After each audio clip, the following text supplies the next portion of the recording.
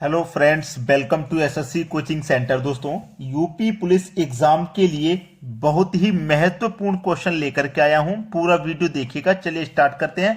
पहला सवाल है, यदि 16 डिवाइडेड बाई 4 बराबर 74, 21 डिवाइडेड बाई 7 बराबर 33, 81 डिवाइडेड बाई 9 बराबर 99, तो 55 डिवाइडेड बाई 5 बराबर क्या होगा? इसको करने का अगर सही तरीका आपके पास है तो आप करके मुझे कमेंट में अपना आंसर सेंड कर दीजिए। अगर आपके पास सही तरीका नहीं है, आपका आंसर सही नहीं आ पा रहा है, तो फिर आप मेरा कैलकुलेशन देखिए। यहां पे देखिए, कह रहा है कि 16 में डिवाइड करिए 4 से, आना कितना चाहिए? 74 आना चाहिए कि नहीं? लेकिन क्या तरीका रहेगा जिससे कि ये 74 आएगा? तरीका क्या है मैं आपको बताता हूं। आप 4 से डिवाइड करेंगे 16 में, कितनी बार में डिवाइड होगा? 4 बार में डिवाइड होगा। ठीक है, 4 बार में होगा। और इस 16 को यानी कि 1 और 6 को आप जोड़ेंगे, तो 1 और 6 को आप जब प्लस करेंगे तो 6 और 1 कितना हो जाएगा? 7। तो इस 7 को यहां पर लिखेंगे। तरीका समझ में आया? बिल्कुल सेम तरीका आप यहां लगाएंगे। 21 में डिवाइड करना 7 से, क्या ये 33 के बराबर आ रहा है? 7 से डिवाइड करेंगे 21 में, 3 बार डिवाइड हो जाएगा। और आपको क्या करना है? इन दोनों संख्याओं को जोड़ना है जैसे यहां पे जोड़ा था। तो 2 और 1 कितना हो जाएगा? 3 हो जाएगा। इसको पहले लिखना है, जैसे 6 और 1 7 को पहले लिखा, ऐसे 2 और 1 3 को पहले, यानी कि 33 के बराबर ये हो गया। सेम पैटर्न इस्तेमाल होगा यहां पे, यानी कि 81 में आपको डिवाइड करना है 9 से, और 99 के बराबर आना चाहिए। अगर आप 9 से डिवाइड करेंगे 81 तो 9 बार में डिवाइड होगा। अब इन दोनों को जोड़ के आप पहले लिखेंगे।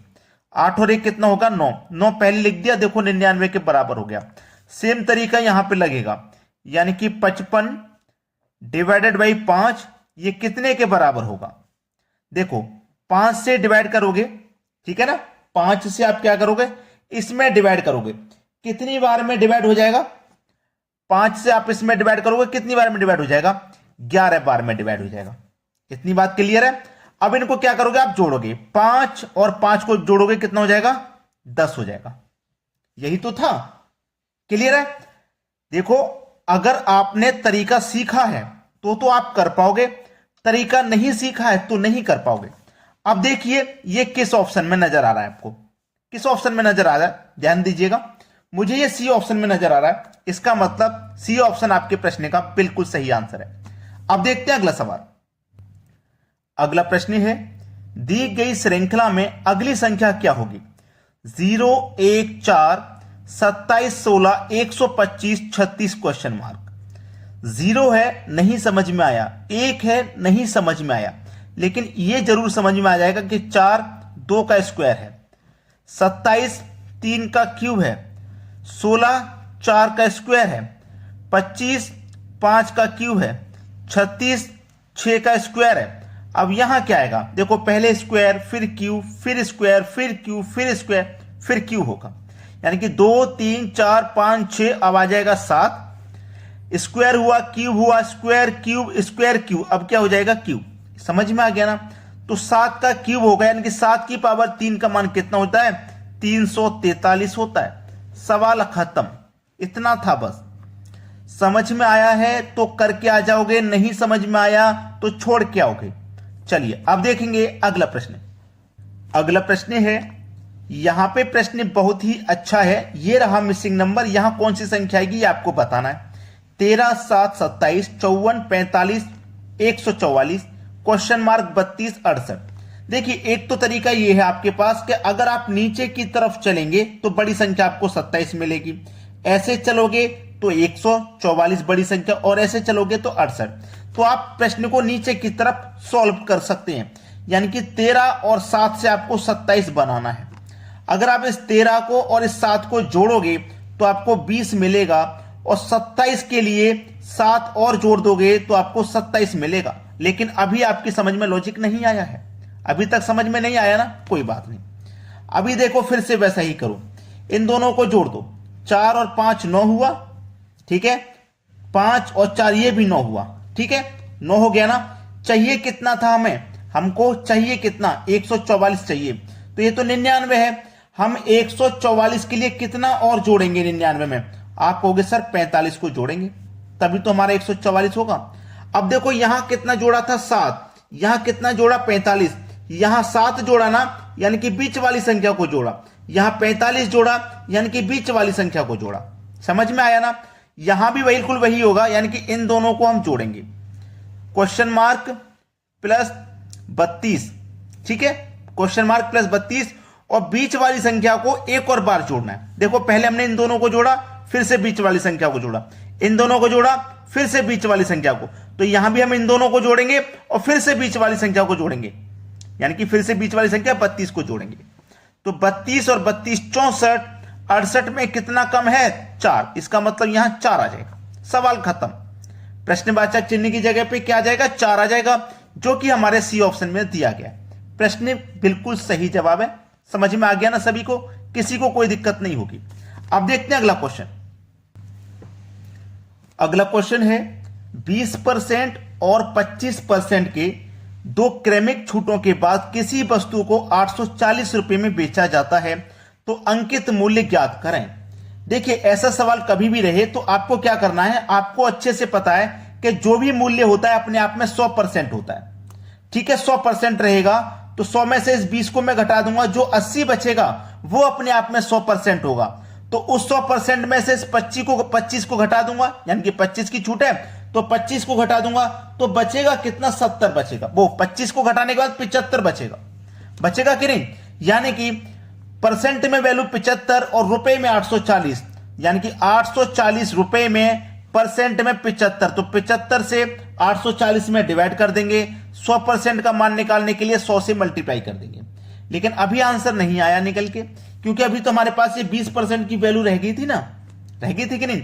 तो 100 में से 20 घटा देंगे, कितना बचेगा 80।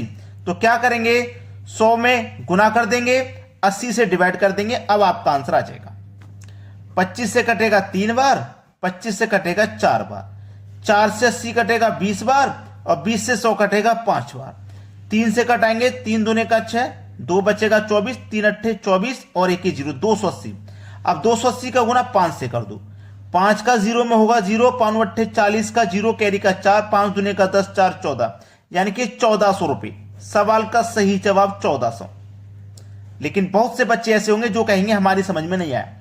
जो भी वैल्यू होगी अपने आप में 100%, उसमें से 20 घटा दिया, 80 बचा, 80 भी अपने आप में 100% है। जो दूसरी वैल्यू है ना वो भी अपने आप में 100 है, तो 100 में से 25 घटा देंगे 75, तो 75 से 840 में डिवाइड कर दिए, 100 से गुना कर दो, ठीक है। अब हमारे पास ये पहले वाला 20 था, तो क्या करेंगे 100 में से 20 गया 80, तो 100 में 80 से डिवाइड कर देंगे। अब सही जवाब निकल के आ जाएगा। अब देखते हैं अगला क्वेश्चन। अगला प्रश्न है मां की आयु बेटे की आयु से 7 गुना है और उनकी आयु का योग 48 साल है, तो मां की आयु ज्ञात करें। यह है दोस्तों मां, यह है बेटी, ठीक है। मां की आयु 7 गुना है, यानी कि बेटे की आयु से मां की आयु जो है 7 गुना है। तो एक बेटे की 1 होगी तो मां की 7 हो जाएगी, ठीक है। दोनों की आयु का योग 48 साल है। जब आपके पास योग रहता है तो आप अनुपात का भी योग करते हैं, तो 7 और 1 8, तो इस योग में अनुपात के योग से डिवाइड करेंगे, 8 से कटेगा 6 बार में। तो पूछ रहा है मां की आयु ज्ञात करें, तो मां की आयु का अनुपात कितना है 7, तो 6 का मल्टीप्लाई 7 से कर देंगे, कितना हो जाएगा 42, यानी कि मां की आयु कितनी है 42 बरस। यह आपके प्रश्न का बिल्कुल सही जवाब। अब देखेंगे अगला क्वेश्चन। अगला प्रश्न है 2x square minus 5x minus का 7 इक्वल टू 0 है, तो alpha square plus beta Q का मान क्या होगा, यानी कि alpha Q plus beta Q का मान पूछा है। देखिए ऐसा प्रश्न जब भी कभी रहता है तो आप इस पहले वाली संख्या के, यानी कि x के साथ जो मल्टीप्लाई में उसका मल्टीप्लाई करते हैं इस संख्या से, तो कितना हो जाएगा 2 का मल्टीप्लाई 7 से करेंगे 14 आ जाएगा। लेकिन माइनस का, क्योंकि माइनस का ना 7, तो माइनस का 14।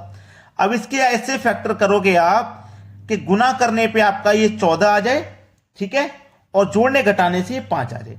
तो -7 का मल्टीप्लाई आप 2 से करोगे तो 7 दूने का 14, और माइनस के 7 में से प्लस का 2 घटेगा तो ये 5 आ जाएगा माइनस का, ठीक है। अब यहां पे सबसे इंपॉर्टेंट बात यह है कि इसको आप प्लस में कन्वर्ट कीजिए। ये माइनस में है ना वैल्यू, इसको प्लस में कन्वर्ट कीजिए। तो प्लस में कन्वर्ट करने के लिए 2 से डिवाइड इसमें भी करोगे, 2 से डिवाइड इसमें भी, तो 2 से इसको कटा दोगे एक बार में, ठीक है, और 2 से इसमें डिवाइड करोगे तो 7/2 ही हम इसको लिख देंगे और ये वैल्यू किसकी हो जाएगी, माइनस की। क्लियर है, ये वैल्यू किसकी हो गई, माइनस की। अब देखिएगा यहां पे प्रश्न खत्म है। 7 का क्या करोगे, क्यूब, पहले वाली वैल्यू का क्यूब करना, दूसरी वाली वैल्यू का भी क्यूब। तो 7 का क्यूब करोगे आप 343 बटे में 2 का क्यूब करोगे 8 माइनस 1 का क्यूब 1 ही रहेगा। अब 8 का मल्टीप्लाई 1 से करेंगे तो 8 रहेगा और 343 में से 8 घटा दोगे तो ये 335 हो जाएगा। सवाल इस तरीके से किए जाते हैं। यूपी पुलिस का एग्जाम जितने भी बच्चे दे रहे हैं, जितने भी बच्चे यूपी पुलिस का एग्जाम दे रहे हैं, उनसे रिक्वेस्ट करूंगा कि इस वीडियो को जरूर देख करके जाएं और अपने दोस्तों में शेयर कर दें जिनका एग्जाम होने वाला है, और लाइक कर दीजिए करो भाई, एक लाइक बनता है हमारे लिए। ठीक है दोस्तों, धन्यवाद।